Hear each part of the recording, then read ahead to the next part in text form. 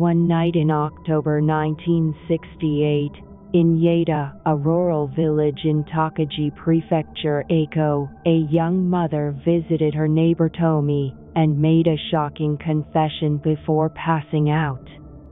Tomi was surprised by the story that Eiko had killed her father Takeshi, whom she lived with, and was surprised again by the fact that the man Tomi had thought of as Eiko's husband was actually her father. Takeshi, who had no sincerity and was violent from a young age, was divorced from his wife, Hiro. And at this time, her eldest daughter, Sakiko, followed her mother, and Eiko remained by Takeshi's side. However, when Eiko turned 14, her biological father Takeshi began raping her, and even when Eiko became an adult, she continued to be forced into this incestuous relationship with Takeshi. In the meantime, Eiko gave birth to 5 children with Takeshi, who are also her half-brother and sister. 2 of them died of illness, and Eiko were raising 3 children, and they called Takeshi father and Eiko mother. Because of that, in the eyes of their neighbors, they was just a married couple with a big age difference.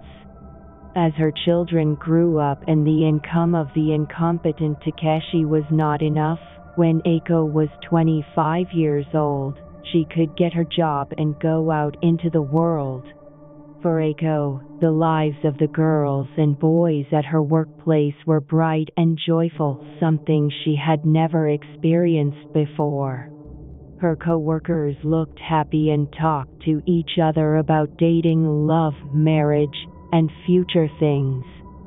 As long as Eiko was at her job, she envisioned a happy future for her like them, but when she returned home, she was met with a terrifying and repulsive father and unhappy, burdensome children who should never have been born.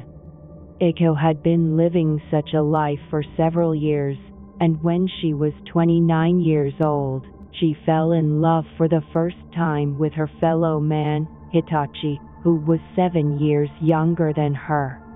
Was it the power of love? Eiko mustered up her courage and told her monstrous father Takeshi that she had someone on her mind, and she begged him not to use her sexually anymore. And then, she asked permission to marry the guy. However, Takeshi was enraged by this, assaulted her, and imprisoned her so that she could not go to her workplace. I was abandoned by my parents when I was a baby, and I have been working since I was a child. But are you going to abandon me like your mom? How is your childhood unhappiness my fault? Eiko, who was locked up in her house for nearly 10 days and watched by Takeshi, sat at her drinking table, asking her father for the forgiveness. Takeshi thought that Eiko had broken her stubbornness, and he drank one after another, and he soon fell asleep. Eiko, who had been waiting for Takeshi to fall asleep, had strangled the monster that night. She was imprisoned. Eiko was very anxious. She just cried and she stayed awake all night. And she didn't even eat her breakfast the next day. At first, the police only listened to her statements and considered the young murderer only an emotional perpetrator who was in conflict with her father over a romantic relationship with her lover.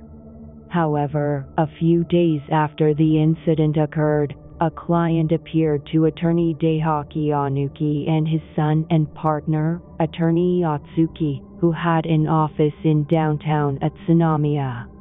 The client was Hiro, the divorced wife of the murdered Takeshi, who asked them to defend her poor daughter, Eiko. And Hiro, being very poor, brought a sack of her potatoes instead of the money to pay for. Anuki and his son wept together as they heard Eiko's story, and promised Hiro to defend her daughter Eiko. And just like that, a long and lengthy trial that marked a milestone in Japanese constitutional history began. In a rural village in Tochigi Prefecture, where Atsuki visited to understand Eiko's situation, her neighbors told her stories. Takeshi was tough, but he wasn't sincere. He worked 10 days, and for 20 days he drank. The family is poor, so Eiko helped grow vegetables in her neighbor's field from a young age. Still, Eiko was always neat and had a bright expression. She's so smart, too. I had no idea that she was living such a miserable life. Eiko is a pitiful person. She was born under an unlucky star. After Daihaki died of old age, Atsuki, who was entrusted with Eiko's defense alone, argued in court as follows. For her human rights were violated by her biological father and her hopeless days continued. In that situation, murder is unavoidable. It should be seen as either self-defense or an emergency evacuation. In May 1969, the Court of First Instance held that killing an ascendant was a violation of Article 14 of the Constitution, which declared equality before the law, and applied general homicide to the Eiko's crime, and exempted her from punishment in consideration of the circumstances. However, the prosecution appealed against that first trial verdict, and in 1970 the Tokyo High Court charged Eiko with the subsistence murder and sentenced her to 3 years and 6 months in prison. Atsuki immediately appealed against this, and in 1973, the Supreme Court of Japan ruled that the provision of murder of an ascendant in the Criminal Code was unconstitutional for the first time in the history of Japanese trials. In this way, Eiko was charged with general murder, not the ascendant murder, and she was sentenced to 2 years and 6 months in prison and 3 years probation. Although Eiko was not sent back to prison, the decision was opposed by the Liberal Democratic Party. The provision of the ascendant murder kept the homicide rule in place until it was repealed only in 1995.